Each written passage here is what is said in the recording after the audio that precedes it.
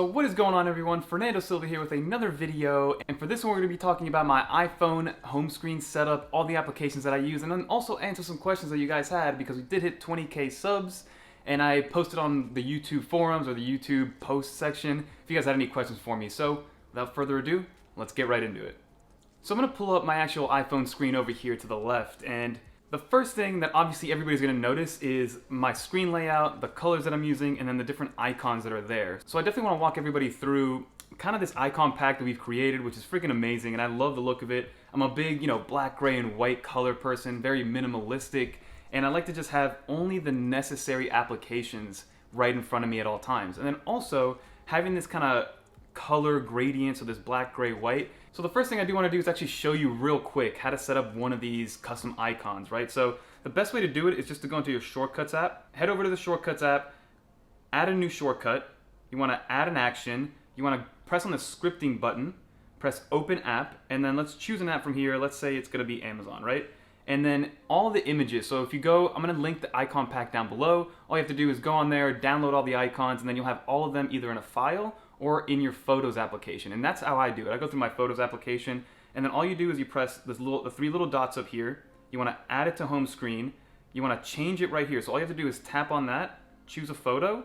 So then all you have to do is choose from your photos. So I don't have the image saved for the actual Amazon cart icon, but it is in the pack. But I'm just going to choose this phone one right here. You just click on the phone, press choose, and then all of a sudden you see that that's what the icon looks like. You want to rename it to Amazon, or you can leave it blank, which I know a lot of people like to do when they keep it nice and minimal. Then you just press add, done, swipe up, and then you'll see that it's right there. So that button will now automatically take me to Amazon.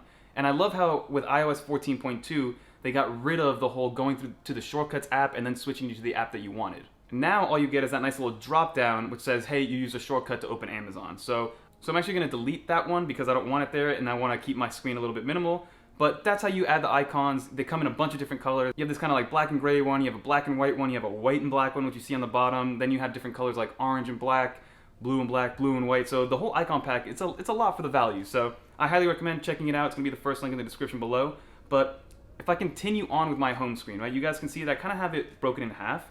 I have 3 mini widgets on the left-hand side of the screen and then the rest of my main applications on the right side. So obviously I have the weather app. You guys have heard me talk about Weatherline before. It's a beautiful application and it's a freemium app, so you can actually get the widgets in black or in white with the free version. But if you want to choose a bunch of different colors for the widget itself, then you would have to actually pay for it. But I think the free version is good enough for what you guys need, especially if all you really need is to see what the temperature is outside and if it's raining or not, right? So this is the app. It's really, really nice, very functional, gives you everything that you would need at a glance. And then, like I said, I only really use a widget. So in the mornings I can check and see what I need to wear when I'm going outside to take out my dog. But then underneath that is the sub widget. So this is just a nice little sub counter widget that has been kind of going around on Twitter. And I downloaded it a little while ago and I love it. So it refreshes I think every 30 minutes and it only counts in hundreds. So it won't say like 20,001 subscribers. It'll wait until you get to 20,100 subscribers to actually update itself. So this is just a nice little at a glance and it's pretty to have there. And for me, it's kind of functional because I like to see how many people are subscribed to the channel. So 20,000 subscribers was a nice little feat for the channel. So thank you everybody that kind of tuned in and has watched even 1 second of these videos. And then underneath that widget is actually my authenticator app. So I've spoken about this one before. I really like this app because it's, again, in real time. It updates every 30 seconds. It shows me exactly what my 2-factor authentication code is going to be depending on what I need it for. And this, like I said, look, it refreshed right now. So every 30 seconds it's changing, and I like having that security, but then also being able to see it really quickly so I don't have to like wait for a text to come in or go do an email that was sent to me. So this is just really nice to have right then and there. So those are my widgets on the main screen. And then if I go over to the right, this is just my secondary screen, and it's just the bigger widgets that I like to have. So this is my fitness widget, which I'm always looking at, my Spark mail widget, which gives me a glance of all the emails that I have, and then also upcoming calendar events. So as you guys can see, there's something coming up. And then lastly, just a stocks app because I've been dabbling a little bit more using Cash App to invest, so that's kind of cool to have there. And then if we go back to the main screen, so again, I like to keep just the applications that I use on a daily basis up here because if I put anything else on here, because if not, I'm going to start deviating from what I really need to do on the phone, and then next thing I know, it's 3 hours later and I've done nothing. So if we start from the top and then go down to the bottom, obviously the first two is just the photos and the camera app. So if I click on the photos, it pops up. I'll click on the camera, as you guys can see, it pops up as well. And then if I keep going down, you have my 2 YouTube applications that I use most frequently, right? YouTube Studio to check on, live analytics, maybe answer some comments kind of quickly to everybody when I'm on the go. And then obviously the YouTube app, right? That's what I use to consume most of my video content. And you can see that there's a little bit of a theme, right? So like the photos and camera go together, YouTube and YouTube Studio go together. Then under that, I have my Google Home, which I use to control all the smart lights and the temperature in my house. And then next to that is Google Maps. So you have the 2 Google, or the 2 most used Google applications right next to each other. Then underneath that, we have my Chime. That's my bank of choice. So I have my checking and my savings account on there. I made a video on Chime Bank recently if you guys want to check that one out because I absolutely love it. Next to that is Taskade, which is my task management tool. So it's a lot of to-do lists, a little bit of collaboration, making sure that I'm kind of making these videos in a timely manner, and it keeps me organized, right? And if I open that up, that's what it shows. And again, I love how it got rid of that, how you have to go into the shortcut app to then go to the app that you want. So Taskade is a beautiful app, highly recommend it, and it's absolutely free for every single platform, whether you're on an iPhone, iPad, Mac, Windows, really doesn't matter. And if we go a little bit lower, we got Twitter. Follow me on Twitter, that's where I'm most active. And then Spark, which is my mail client of choice, which I mentioned, because I have the actual Spark widget on here to get a little bit more information at a glance.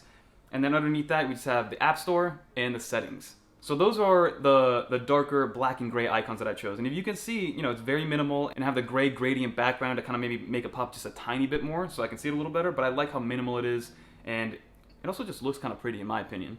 And then on the bottom, I wanted to give it a little Stormtrooper look, right? So that's what I did with the white icons. And right here, we just have my messages, phone, Safari, and then Spotify. And Spotify is my music player of choice because I've been with them for 5-6 years. I don't even know how long I've been with them. And they have way too much of my data, and they use it pretty well to recommend the songs that I want.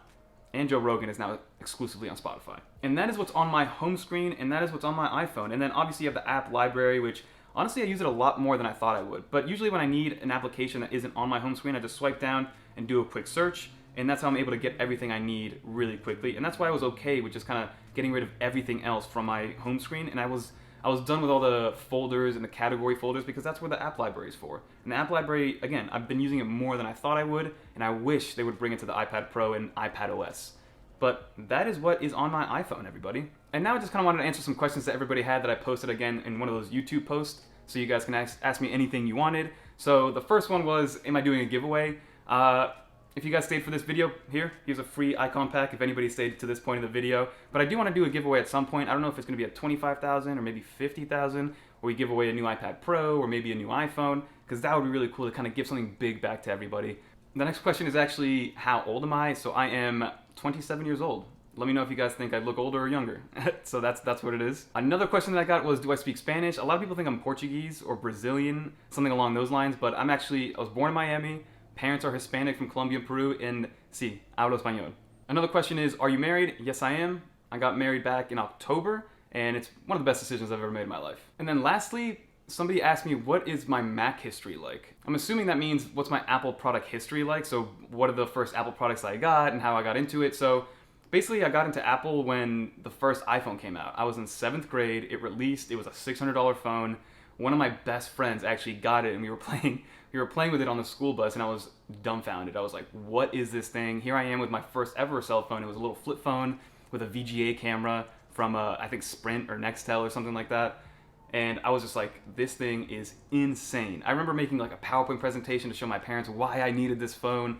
And again, it was $600, so like to go from giving a 13, 14-year-old kid a little flip phone to a $600 phone when most really expensive smartphones were like $100 or $200, it was a big feat. But then one day, I want to say 3 or 4 months into the iPhone being released, my dad came home with 3 iPhones, one for me, my mom, and himself, and that was all she wrote. From then on, I had every single iPhone. The only one I skipped was a XS Max most recently, but since then, that's what we're rolling with. And then I've owned a couple of MacBook Airs. I think the oldest one I had was from like 2010 maybe, or 2009, so kind of early on, but the MacBook Air was the first Mac computer that I personally owned.